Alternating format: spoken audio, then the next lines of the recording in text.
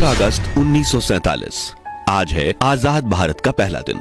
200 सालों के संघर्ष के बाद आखिरकार हमारा महान देश आज आजाद हो चुका था। एक तरफ करोड़ों भारतीय आजादी की खुशी में झूम रहे थे, वहीं दूसरी तरफ लाखों बंटवारे के दर्द से करा रहे थे। उस शाम 5 बजे इंडिया गेट के पास प्रिंसेस पार्क में लॉर्ड माउंटबेटन को ब्रिटेन का झंडा उतारकर भारत का तिरंगा झंडा फहराना था। उनके सलाहकारों का मानना था कि वहां करीब 30,000 लोग आएंगे, लेकिन वहां 5 लाख लोगों का सैलाब उमड़ पड़ा। दुनिया के इतिहास में अब तक इतनी ज्यादा भीड़ कुंभ मेले के अलावा कहीं एकत्रित नहीं हुई थी।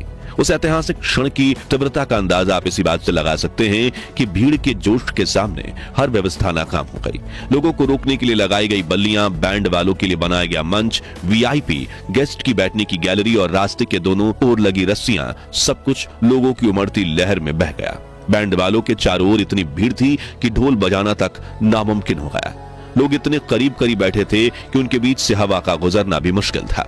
उस भीड़ में हजारों ऐसी महिलाएं थीं जो अपने दूध पीते बच्चों को सीने से लगाए खड़ी थीं, इस डर से कि कहीं भीड़ के दबाव में उनके बच्चे कुचले ना जाएं। और जब उन्हें भीड़ का धक्का लगता तो अपने बच्चों को हवा में उछाल देती और जैसे ही बच्चे नीचे गिरने लगे वो उन्हें फिर से पकड़ लेती और यह सिलसिला चलता रहता।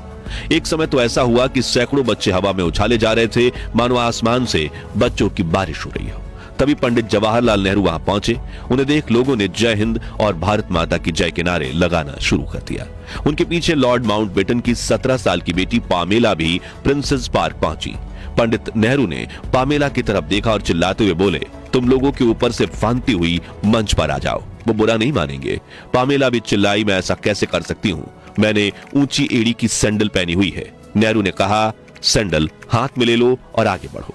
फिर पहले नेहरू लोगों के सिर पर पैर रखते हुए मंच पर पहुंचे और फिर उनकी देखा देखी पामेला भी अपने सैंडल उतारकर हाथों में लेकर इंसानों के सिरों की कालीन पर पैर रखते हुए मंच तक पहुंच गई, जहां सरदार पटेल की बेटी मणिबेन पटेल पहले से मौजूद थी। लेकिन पहली बार भारत का तिरंगा फहराने वाले लॉर्ड माउंटबेटन दूर दूर तक नहीं दिख रहे थे। कुछ मिनट ऐसे ही बीते और फिर माउंटबेटन की बग्गी वहां पहुंची, जो लोगों के सैलाब के बीच इतनी बुरी तरह से फंस गई थी कि वो उसमें से उतरने की सोच भी नहीं सकते थे। इसलिए उन्होंने पंडित नेहरू की तरफ देखते हुए चिल्लाकर कहा, लेट्स होस्ट द फ्लैग, यानी चलिए झंडा फहराइए। जिसके बाद प्रिंसेस पार्क में भारत का महान तिरंगा फहराया गया और माउंटबेटन ने अपनी बग्गी पर ही खड़े होकर तिरंगे को सलामी दी। इस ऐतिहासिक दृश्य को अपनी आंखों से देख रहे उन 5 लाख लोगों के मुख से पहली बार आवाज निकली, भारत माता की जय। और उन्होंने दूसरा नारा लगाया, माउंटबेटन की जय, पंडित माउंटबेटन की जय। भारत के पूरे इतिहास में इससे पहले किसी दूसरे अंग्रेज को यह सौभाग्य प्राप्त नहीं हुआ था कि वो लोगों को इतनी दिली भावना के साथ ये नारा लगाते हुए सुने। उस दिन वायसराय माउंटबेटन को वो चीज मिली जो चीज उनकी परनानी रानी विक्टोरिया को नसीब नहीं हुई थी और ना ही उनकी किसी और संतान को। और जब ये आवाज गूंजी तो माउंटबेटन के रोंगटे खड़े हो गए और आंखों में आंसू आ गए। उस ऐतिहासिक और मधुर क्षण में भारत के लोगों के दिलों में ऐसा उल्लास था कि पलासी की लड़ाई, 1857 के अत्याचार और जालियांवाला बाग की खूनी दास्तान जैसे दुखद अध्याय मानो कहीं खो गए। जैसे ही भारतीय तिरंगा हवा में लहराया, उसके ठीक पीछे एक इंद्रधनुष उभर आया। ऐसा प्रतीत हुआ जैसे प्रकृति भी भारत की आजादी का जश्न मनाने और उस पल को और अधिक रंगीन बनाने के लिए तैयार थी। इस ऐतिहासिक क्षण का अनुभव करने के बाद जब माउंटबेटन अपनी बग्गी में बैठकर गवर्नमेंट हाउस की ओर बढ़े, तभी उनकी पत्नी एडविना ने थकी मांदी महिलाओं को अपनी बग्गी में चढ़ा लिया। वे इतनी निढाल हो चुकी थी कि लगभग बग्गी के पहिए के नीचे आ गई थी। वे महिलाएं उन सीटों पर बैठ गईं जो काले चमड़े से मड़ी हुई थी और इंग्लैंड के राजा रानी के बैठने के लिए बनाई गई थी। उसी बग्गी में भारत के प्रधानमंत्री जवाहरलाल नेहरू भी मौजूद थे, लेकिन उनके लिए कोई सीट उपलब्ध न होने के कारण वो बग्गी के हुड पर बैठ गए। दृश्य न केवल स्वतंत्रता का बल्कि बराबरी और भाईचारे का प्रतीक बन गया। मित्रों, आज के इस वीडियो में हम आपको देश के पहले स्वतंत्रता दिवस की सैर पर ले जाने वाले हैं, जिसमें हम ऐसे ही कुछ दिलचस्प किस्सों के साथ दुर्लभ वीडियोस भी देखेंगे जो आपको उस ऐतिहासिक दिन का अनुभव करवाएंगे जो भारत के इतिहास में सुनहरे अक्षरों में लिखा हुआ था। लेकिन उसके पहले हर भारतीय से एक छोटी सी गुजारिश है, प्लीज आप वीडियो को लाइक करके कमेंट बॉक्स में जय हिंद जरूर लिखें। साल 1945, एक तरफ द्वितीय विश्व युद्ध, वहीं दूसरी तरफ भारत के महान स्वातंत्र्य सेनानियों के आंदोलन ने ब्रिटिश हुकूमत की कमर तोड़कर रख दी थी। अंग्रेज ये समझ चुके थे कि अगर हम भारत में लंबे समय तक रहे तो वहां से जिंदा नहीं लौट पाएंगे। ऐसे में विश्व युद्ध पूरा होते ही जब ब्रिटेन के नए प्राइम मिनिस्टर बने रिचर्ड एटली, तो उन्होंने तुरंत बड़ा फैसला लेते हुए 20 फरवरी 1947 को ब्रिटेन के हाउस ऑफ कॉमन्स में घोषणा कर दी कि हम 30 जून 1948 तक भारत को पूरी तरह से आजाद कर देंगे। लेकिन समय बीतने के साथ भारत को आजाद करने की तारीख और नजदीक आती चली गई। दरअसल भारत को आजाद करने की जिम्मेदारी देश के अंतिम वायसराय लॉर्ड लुईस माउंटबेटन को सौंपी गई। शुरुआत में माउंटबेटन इस कार्य को पूरा करने के लिए 1 साल का समय लेने वाले थे, लेकिन अब भारत ब्रिटिशर्स के हाथों से निकलता जा रहा था। तभी ब्रिटिश इंडिया के आखिरी गवर्नर जनरल सी राजगोपालाचारी ने माउंटबेटन को आगाह किया कि अगर आपने जून 30, 1948 तक इंतजार किया तो सत्ता लौटाने के लिए आपके पास कुछ नहीं बचेगा। इस चेतावनी के बाद माउंटबेटन ने भारत को जल्दी आजादी देने का निर्णय लिया। उस दौरान मोहम्मद अली जिन्ना ये जिद कर बैठे थे कि मुझे मुस्लिम के लिए अलग देश चाहिए। हालांकि जवाहर नेहरू, सरदार पटेल, महात्मा गांधी और कांग्रेस के कई वरिष्ठ नेता इसके पक्ष में नहीं थे। यहां तक कि जिन्ना को पंडित नेहरू की जगह आजाद भारत का प्राइम मिनिस्टर बनाने के ऑफर भी दिए गए, लेकिन जिन्ना नहीं माने और माउंटबेटन ने उनकी शर्त मान ली। 2 जून आधी रात को एक बैठक हुई और माउंटबेटन ने खुद महात्मा गांधी से आग्रह किया कि वो इस बैठक का हिस्सा बने, लेकिन उन्हें डर था कि गांधी कोई ऐसी बात ना कह दें कि दोनों के बीच मनमुटाव हो जाए। जब गांधी जी वहां पहुंचे तो माउंटबेटन अपनी कुर्सी से उठे और तेजी से महात्मा गांधी का स्वागत करने के लिए आगे बढ़े, पर अचानक वो बीच में रुक गए। गांधी ने अपने होठों पर उंगली रखकर उन्हें रोक दिया। वायसराय समझ गए कि आज गांधी का मौन व्रत है। इसके बाद माउंटबेटन ने अपनी पूरी योजना समझाई। गांधी ने एक लिफाफा लिया और उसके पीछे कुछ लिखना शुरू किया। लिखते लिखते उन्होंने पूरे 5 लिफाफे भर दिए, जिसमें उन्होंने लिखा था कि मुझे अफसोस है कि मैं बोल नहीं सकता। सोमवार को मेरा मौन व्रत रहता है। मौन व्रत लेते समय मैंने केवल 2 स्थितियों में इससे भंग करने की गुंजाइश रखी है। एक, जब किसी उच्च अधिकारी से किसी जरूरी समस्या के बारे में बात करनी हो। दूसरी, जब किसी बीमार की देखभाल करनी हो। लेकिन मैं जानता हूं कि आप नहीं चाहते कि मैं आज अपना मौन भंग करूं। इसके बाद गांधी जी वहां से उठकर चले गए। अगले दिन यानी 3 जून 1947 को माउंटबेटन ने एक प्रेस कॉन्फ्रेंस बुलाई और घोषणा कर दी कि 15 अगस्त 1947 के दिन भारत को स्वतंत्रता दी जाएगी।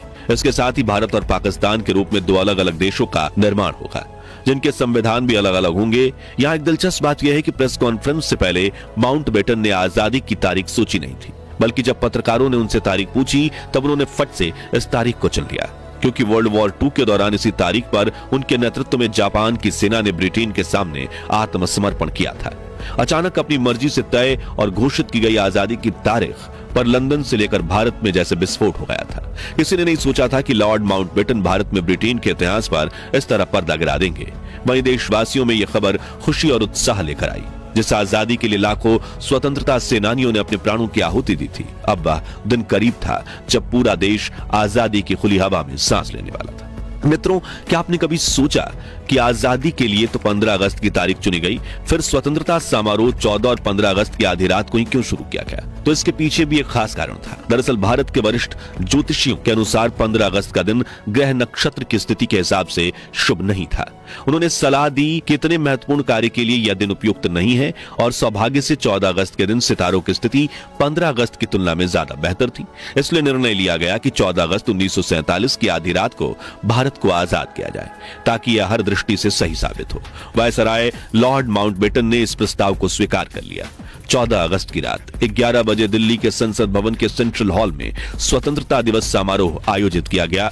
समारोह की शुरुआत सुचेता कृपलानी ने की, जो बाद में उत्तर प्रदेश की पहली महिला मुख्यमंत्री बनी। उन्होंने सबसे पहले अल्लामा इकबाल के गीत सारे जहां से अच्छा और फिर बंकिम चंद्र चट्टोपाध्याय का वंदे मातरम गाया, जो बाद में भारत का राष्ट्रीय गीत बना।